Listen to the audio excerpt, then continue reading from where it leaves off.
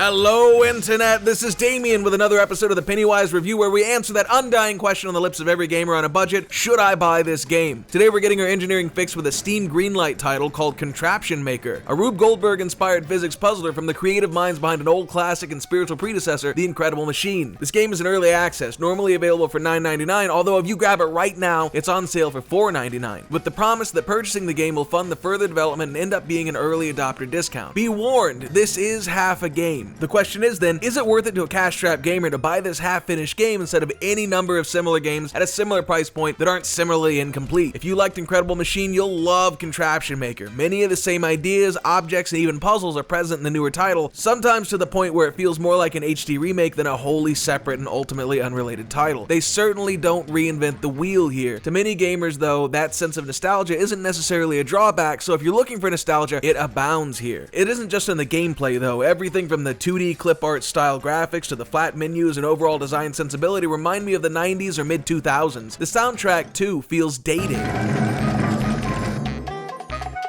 The soundtrack and many expected sound effects are missing from gameplay, making what might otherwise be a lighthearted game about building silly machines into something much more lonely and plodding. What's a puzzle game without satisfying pops and dings and occasional burst of triumphant music? Where the hell is the background music? It's as if Waldo and Toolman Tim are living in some desolate post-apocalypse and amusing themselves with gathered scraps of their lost civilization. Actually, if that were the plot, that'd be pretty awesome. Speaking of 90s, Toolman Tim. Isn't that a little too close to Tim the Toolman Taylor from Home Improvement? Toolman Tim sounds like a lawsuit waiting to happen and drives home further the point that this game is one hell of a throwback. So far as gameplay goes, the puzzles are just sort of presented on a screen. They feel randomly distributed and there's no tutorial to speak of, so difficulty and pacing feel stuttered. Sometimes frustrating, sometimes boring, but there are some definite satisfying moments. Working through a puzzle step by step, using every zany implement in your toolbox, watching the dominoes fall is all pretty fun. Finding the most minimal solution to a problem is also a fun challenge, which made me wish for alternate modes of gameplay or some kind of per part point system. Really, any sort of direction or general momentum would have improved this game, but as it stands, the general experience is, hey, do you like puzzle? Pick puzzle. You solve puzzle? Now pick another puzzle. Don't get me wrong, there's real promise here, and it's pretty fun, but it is unfinished. If I were a low-income gamer, I am, with only $10 to spend, and I wanted a Rube Goldberg-style physics puzzler, I would have quite a few other options on the table. The special edition of Crazy Machines, Crazy Machines 1.5, is the same price and actually complete, and it's every bit the physics puzzler, but with more game to it. Plot, check. Narrator, this looks really tricky. check. Tutorial, check. Steady and satisfying increase in difficulty, check. Nostalgia, check. Background music,